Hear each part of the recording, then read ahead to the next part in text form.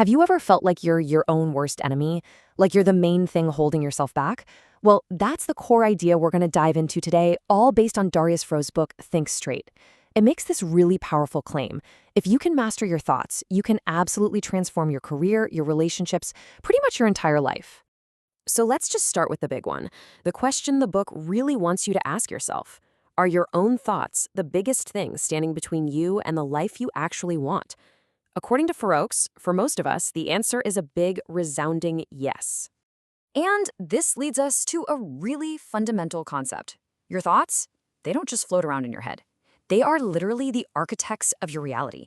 They shape your decisions, they drive your actions, and they color the world you experience every single day. Now, this isn't just some feel-good philosophy. It's actually backed by the science of neuroplasticity. The best way to think about it is this. Your brain isn't a fixed statue. It's more like a dynamic network of pathways. And every single thought you have is like walking down one of those paths. The more you walk it, the deeper and more defined that path becomes. You can literally physically train your brain. So here's what that brain training actually looks like.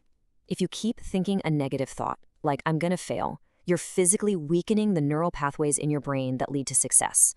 But on the flip side, if you shift to I can succeed, you literally strengthen the connections that make success more likely. It's a real physical process happening inside your head. And it's not just about the wiring in your brain. Your thoughts are the direct spark for your actions. It's simple, right? If you truly believe you can do something, you're so much more likely to actually try. But if you're convinced you'll fail, well, why would you even bother to start? Okay, so if our thoughts are really that powerful, what's getting in the way? Well, so often it's these deep-rooted negative thoughts we call limiting beliefs. They're basically the stories we tell ourselves about what we can and, more importantly, what we can't do. Just be honest with yourself for a second. How often does that little voice pop up in your head? The one that says, I can't do that, or, oh, this is way too hard. Just noticing that voice, that's the first and honestly the most crucial step to taking back control. Or what about this one? Does the fear of failing ever stop you in your tracks? Keep you from taking a risk you know you should take? That is a classic limiting belief, and all it does is put a cage around your own potential. But here's the good news. You can absolutely fight back. The book lays out a 4-step strategy. First, challenge the thought. Ask yourself, is there any real evidence that this is true? Second, be kind to yourself. Would you talk to a friend that way? Probably not. Third, try using positive affirmations to remind yourself what you're good at. And finally, set tiny, achievable goals. Those small wins build incredible momentum and prove those old beliefs wrong. All right, so we've kind of diagnosed the problem, and we have a basic strategy. Now, let's get into the fun stuff, the practical toolkit for actively changing your thinking patterns and building a stronger, more resilient mind. So, how do you put that neuroplasticity thing to work for you? You do it by learning a new skill, trying a puzzle, or just consciously catching a negative thought and replacing it with a positive one.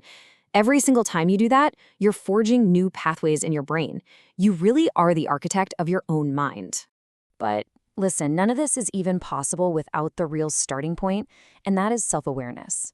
It's about learning to just observe your thoughts and feelings without immediately judging them as good or bad. Just noticing.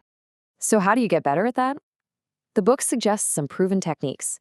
You could try meditation to just watch your thoughts go by, or journaling to get them out on paper. And here's a surprisingly powerful one. Just name your emotions. When you feel something, say to yourself, I am feeling anxious. By labeling it, you create a little bit of distance, and that gives you incredible power over it. Once you get good at noticing your thoughts, you can start to choose where you put your focus. And one of the most powerful tools for doing that is gratitude. By consciously looking for the good things in your life, you literally train your brain to spot more of it automatically. And listen, this does not have to be complicated at all. You could start today with 3 simple things. Spend just a couple of minutes writing down a few things you're grateful for. Then, throughout your day, just try to notice the small, good moments. And finally, make it a point to actually thank the people around you. It's so simple, but it works. Another really cool tool is visualization. And no, this isn't just about daydreaming. It's about creating a super vivid mental picture of your success. But, and this is the most important part, you have to truly feel the emotions of achieving that success. That feeling, that's the rocket fuel that motivates you to actually take action. Okay, so we've worked on reshaping our inner world. Now it's time for the final critical piece of the puzzle. How do we turn all this straight thinking into actual real-world results? The very first step is to get specific. I want to be fit is just a vague desire, right? It's really hard to act on.